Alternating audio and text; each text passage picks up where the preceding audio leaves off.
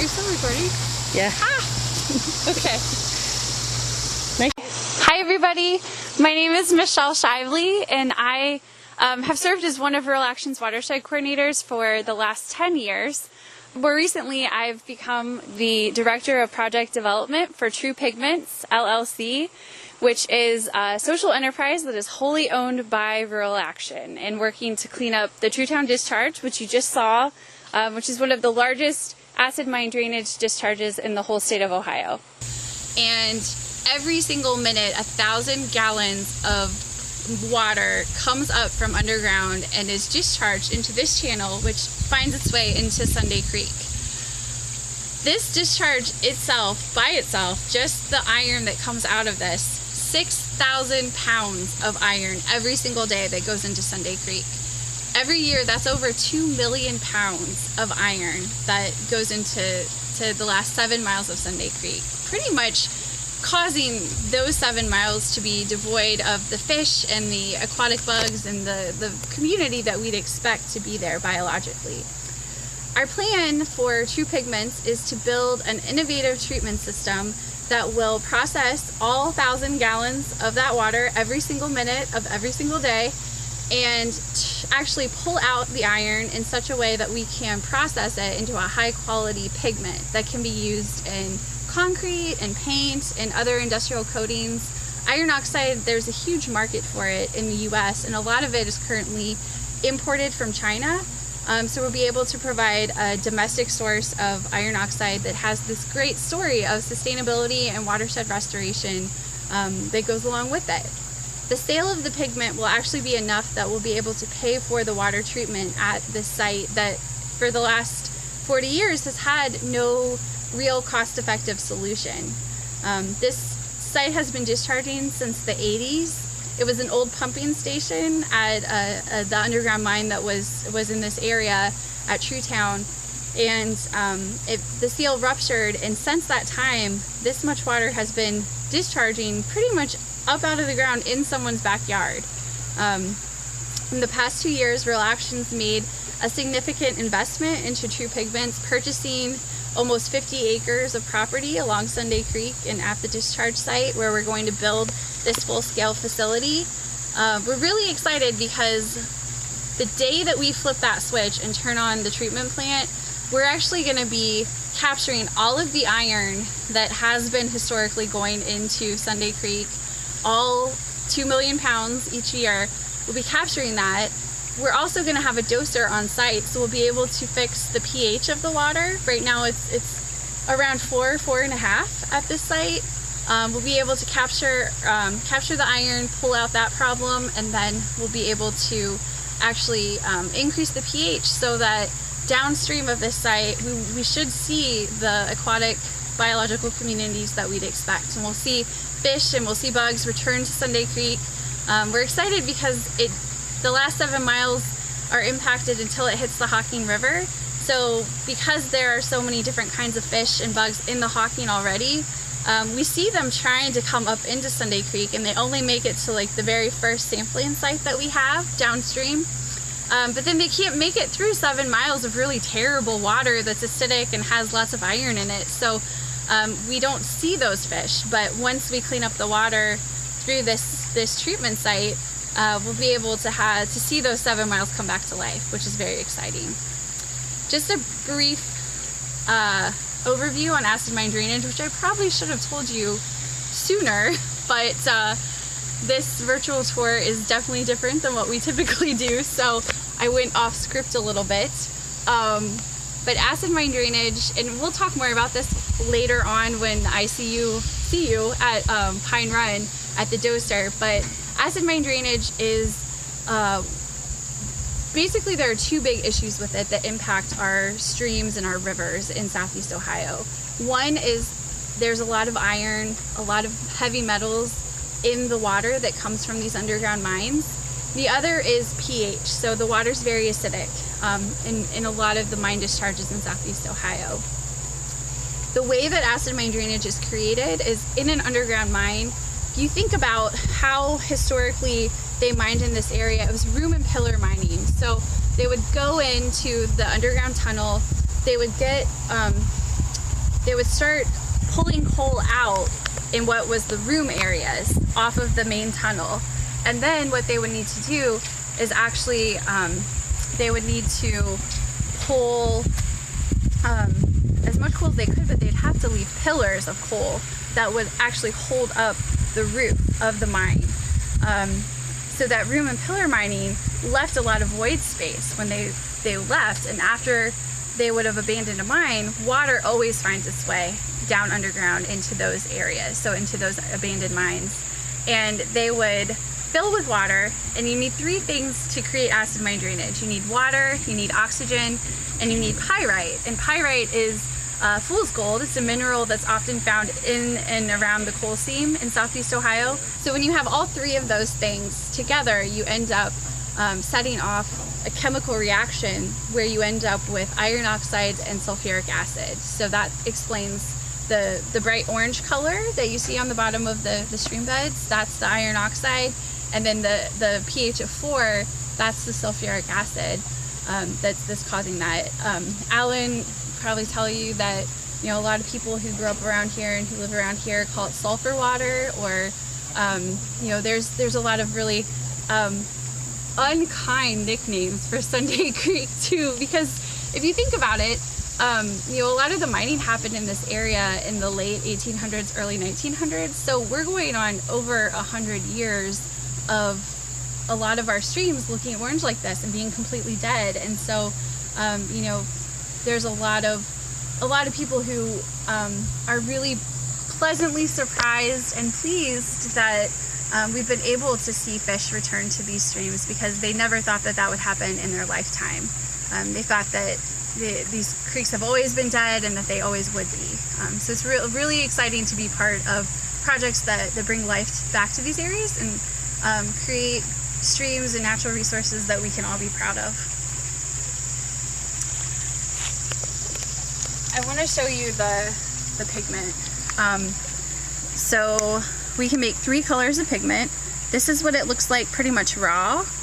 And then we can process it in such a way that we can get it to turn this rusty red color. And then this may not show up great on the video, but it's actually we call it earth violet. So it's actually a violet kind of mauve-y color. That is, maybe if I put them together, you can really see the differences in the colors. So these are the 3 colors of pigment that we've been able to make. And some really exciting news is that back in March, we actually had, we have a partnership with Gamblin Artist Colors, which is a paint company in Portland, Oregon.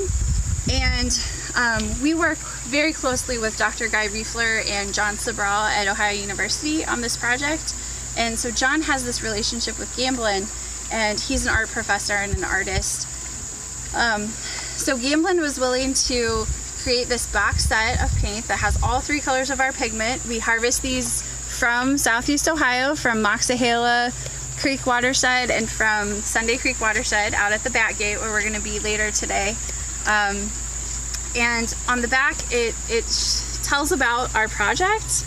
It's really pretty exciting to have a product, oops, I wasn't talking into this, I hope you can still hear me, to have a product to sell now before we're even operating the full-scale plant, just to spread the word about what it is that we're doing. This is a really interesting project. True Pigments definitely was born not out of any desire to try to make paint or make pigment. It definitely started as a watershed project and as a partnership with Ohio University and ODNR, just trying to figure out how the heck do we treat these really huge discharges that have tons of iron and really high flows, because a lot of the traditional acid mine drainage systems that we use at other sites just would not be effective at a site at this big scale. So what we're planning to build is essentially a small scale wastewater treatment plant that will be able to process that much water 24/7 and be able to pull out the solids, which in this case is not poo, it's definitely iron oxide. So Shannon's laughing because I usually can't get through a tour without saying something about poo. So the tanks that you see behind me we actually had up at the Corning discharge, which is another discharge site in the Sunday Creek watershed. For the last 2 years, we've operated a research scale facility where we were running some of the corny discharge water through the tanks. There's 3 tanks, and this summer we moved these down to the Truetown discharge so we can set up a research facility here treating the Truetown water. We're going to have another piece of equipment delivered here in between where we can get the whole process set up. Basically what we're trying to do here is do field site studies and real-time test on how the water runs through the tanks and what kind of pigment we're getting from this water. Trying to troubleshoot some of the process using some test equipment before we spend almost $8 million on a full-scale facility. So the full-scale facility will be treating the Truetown discharge, but we're actually going to build it on the other side of all these trees. There's a large farm field that Rural Action also purchased, and that's where the full-scale facility will be. Right now we're looking at the earliest we'd be able to start operations would be 2023, so we're still a couple years out. But this is a really exciting project that's built on more than 25 years of watershed work at Rural Action in partnership with the university and with ODNR and Ohio EPA and Office of Surface Mining. So pretty exciting stuff happening here at Truetown. This is Jacksonville, and it was one of the 3 little towns, Jacksonville, Trimble, and Gloucester, that was in the area. Each one of them had their own school systems, and their own post office and everything. And they were pretty well rivals when I was a kid. Trimble and Gloucester, always when they played ball, boy, that was the main thing. They were really bitter rivals. And now they're in school together, but they had coal mines, and Trimble was noted for their brick. They say that the finish line on Indianapolis 500 was paved with Trimble brick, but I don't know how true that is. But that's what the rumor is, anyhow. And the brickyard was over to our right-hand side down here. All the kilns and the smokestacks. I don't know if there's a smokestack over there now or not. There used to be. But of course you wouldn't be able to see it for the trees now. Anyhow, but this is the old schoolhouse here to the left-hand side for Trimble. All of Jacksonville schools are tore down. But that's the old Trimble High School there. And that's all. Okay, this is our Trimble office, and we have been in this office since the late 1990s.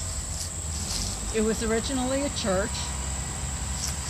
This is the bell that was on part of the steeple, and unfortunately they had to take the steeple down because of it was in poor condition. So we wanted to preserve the bell, so we brought it and put it out here.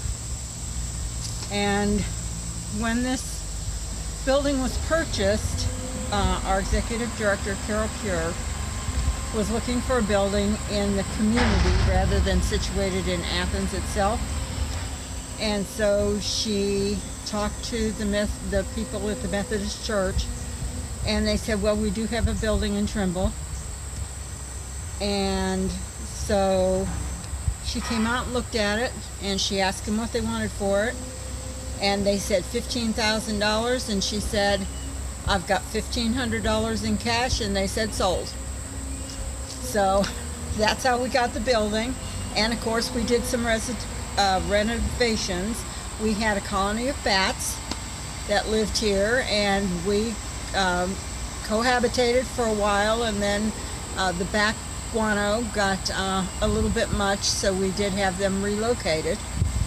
And this building houses our AmeriCorps programming and our environmental education programming and some of our other programming as well.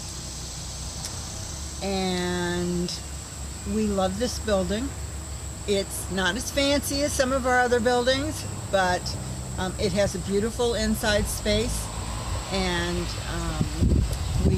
it's in the community, and that's another thing we like about it.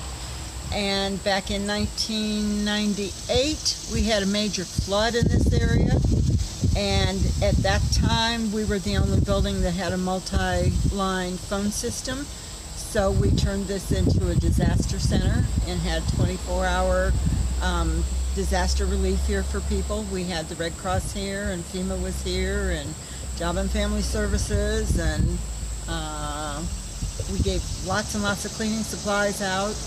But we just like this building. It serves a purpose in the region, and we're very pleased to have it. So if you get a chance, come and visit our Trimble building.